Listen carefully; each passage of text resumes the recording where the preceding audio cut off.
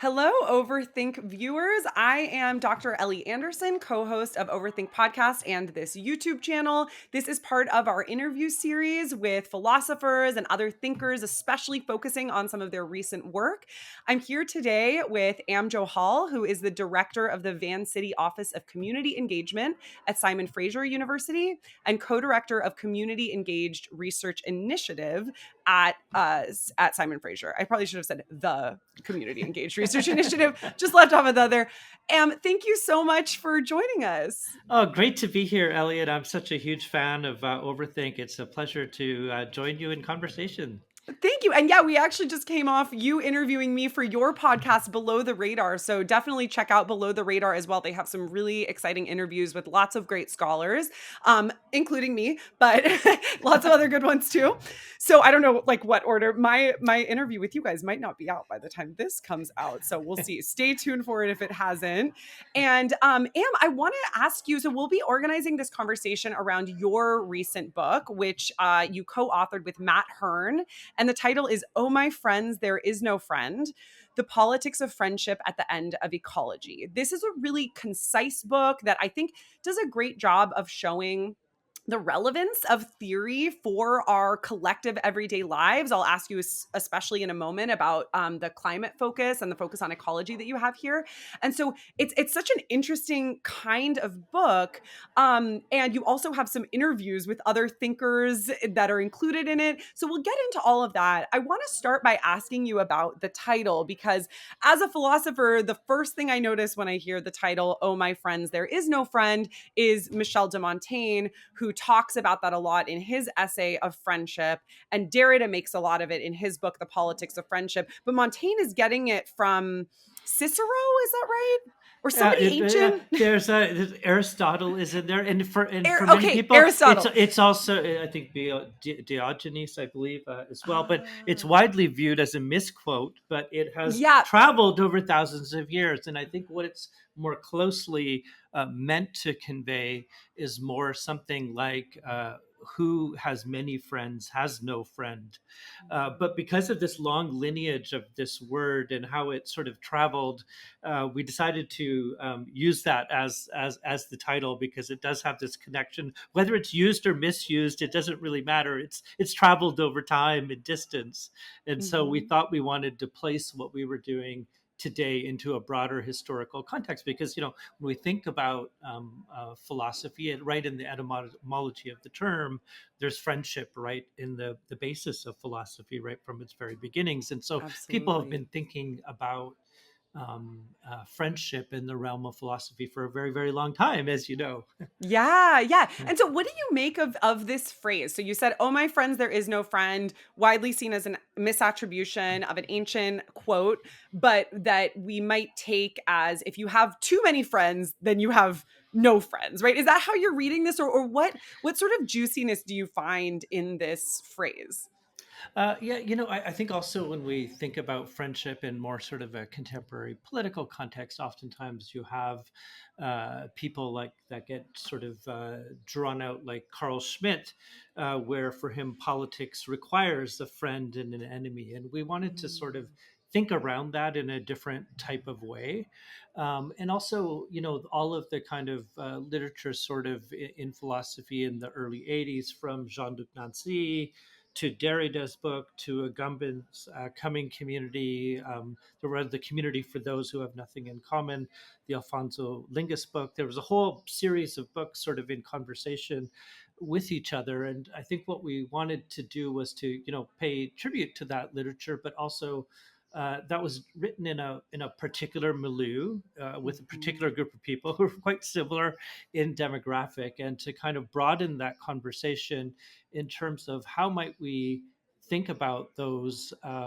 debates, discussions, disagreements over friendship and community in a different type of way, in a world that has larger ecological questions at stake, in a world where we have various virulent forms of authoritarian populism coming into play, that maybe there was a way that we could come back and think these questions again. And so the title was, in a way, just attempting to contain this within a longer philosophical context. And both Matt and I are we're kind of, we, though I work at a university and I teach occasionally and those kinds of things, we're both sort of coming at it as outsiders to philosophy, and to some degree outsiders to the academy, and trying to bring a different way of maybe communicating some of the same ideas.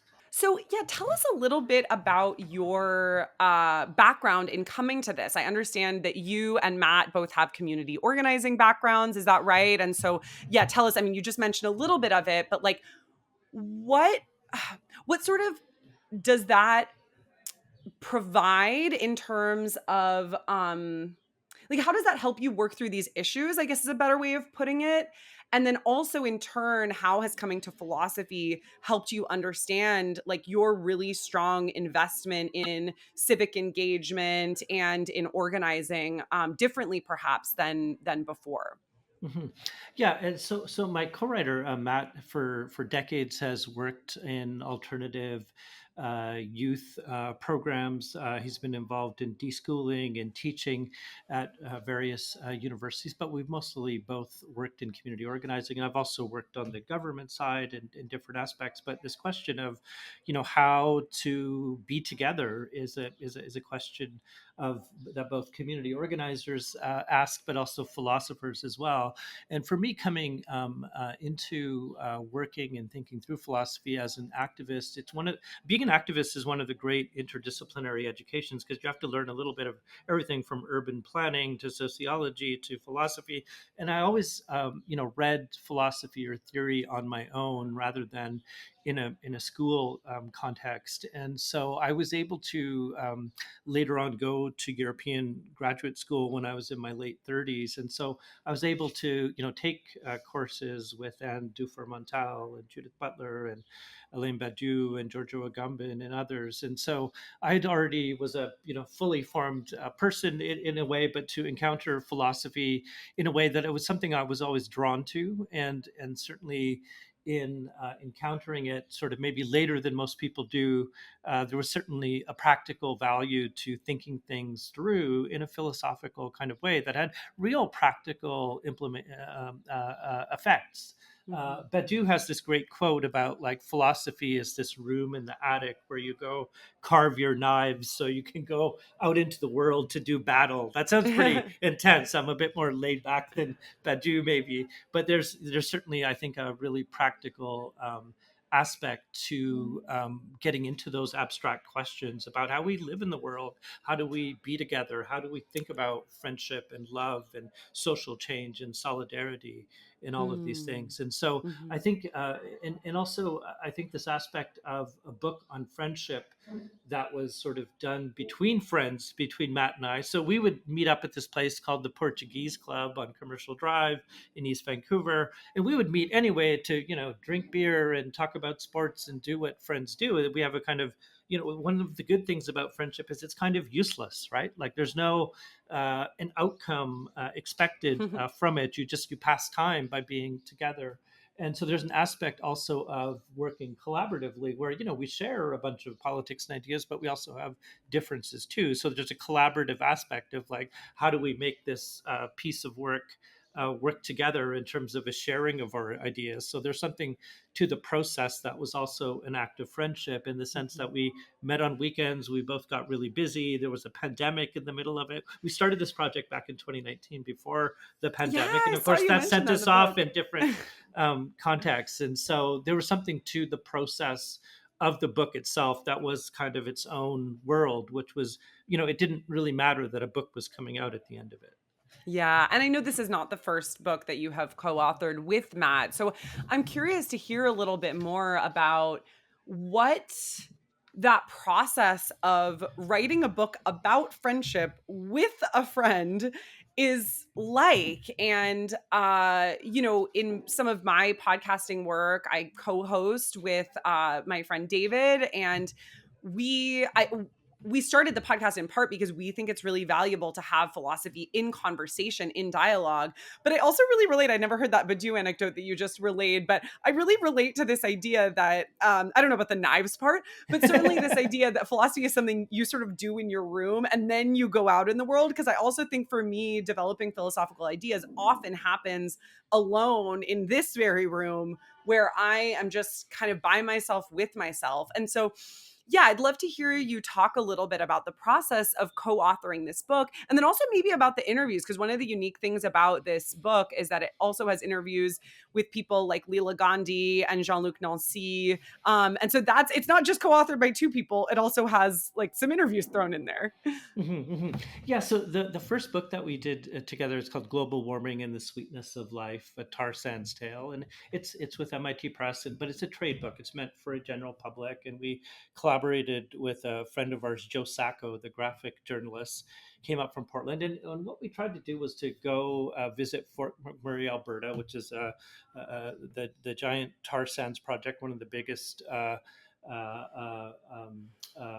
Oil projects in the world that has a massive impact on climate change. And it wasn't so much about that city or that project per se, but the road trip there and back and meeting with people who worked there. Matt had a stepdaughter who was working there to save money to go to nursing school. And so a lot of it was to travel through and to meet with people and to do it as a road trip. And the road trip was a way to speak accessibly about theory and philosophy, but also Fort McMurray as a site was a way that we could talk about the broader issues of climate change, global warming itself, and to think about the broader kind of questions at play at a global level.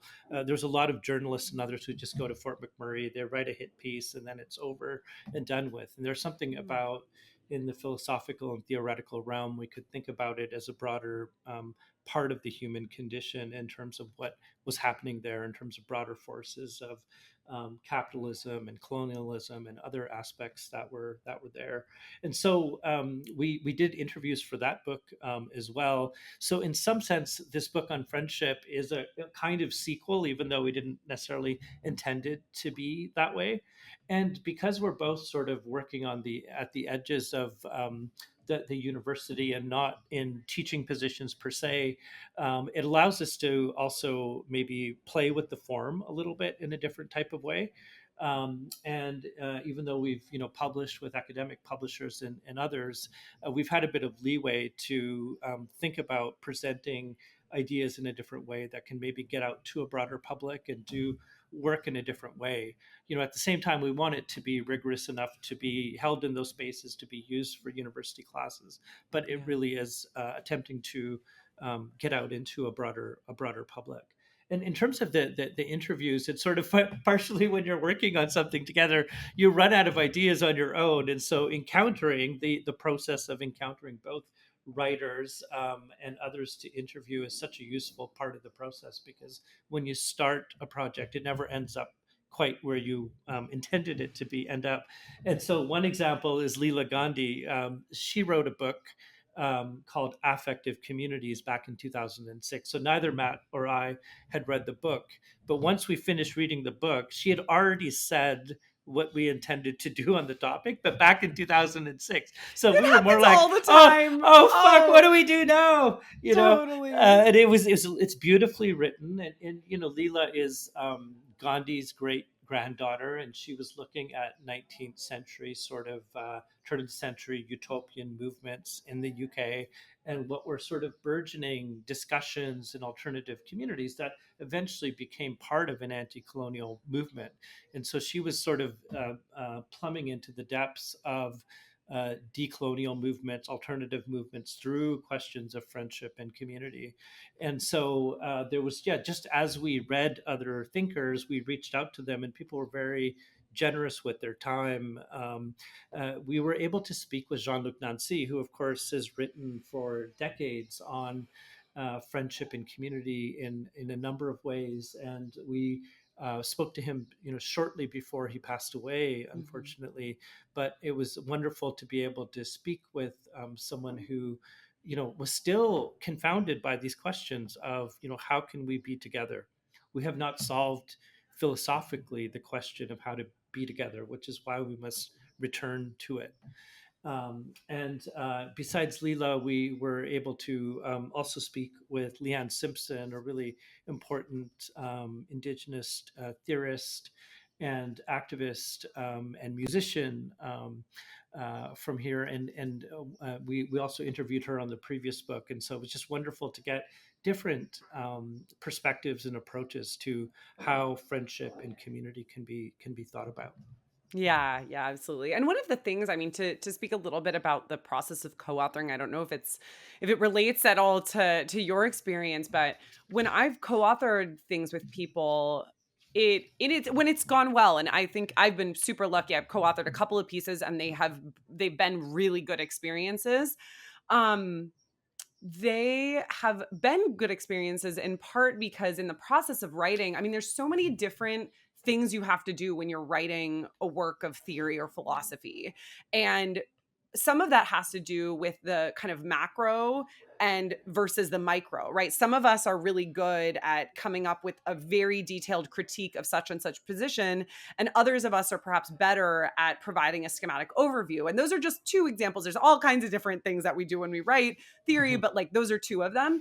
And one thing that I've really found helpful in writing with other people is that they can when you're working with somebody who has different strengths than you are, you can just kind of at a certain point give it over to them. Whereas when you're writing it yourself, I feel like what happens is that I have to give myself over to myself and find those moments where, oh, I'm actually going to be better at writing a macro level intro at this time of the day, but this other time I'm really going to be good at the critique. And that, I mean, it's possible, but it's really hard to do. And so there's this ease of being able to give your work over to somebody who's going to be able to supplement it in such a different way. And I think obviously there's a way of just describing this, which is the common knowledge that people are good at different things. But I also think from a standpoint of actually doing the writing, it's a much more sort of tender and complicated experience, right? So I wonder like what that was like for you all doing this book project. Yeah, that's a really great point because I think there's sometimes there's an overlap of work and politics or particular interest. I know that I wanted to really do a chapter on gentleness, and Matt was probably raising his eyebrow like, "What's that?" And he really wanted to do something around the human-animal relationship. And so, but I think it's in the act of editing that you sort of start to see each other's point of view and perspective, and through that process it becomes better as a kind of shared exercise. And then there's also others that where for example, Ashil Mbembe's work really impacted both of us, and that's not where we started, but this notion of borderlessness and how we Mm-hmm. might think about friendship and community and durability and something beyond the nation state, thinking beyond borders in this time where the world is being borderized in more intense and carceral ways. And so things get opened up by inviting other thinkers into the process, be it through interviews or taking courses with them.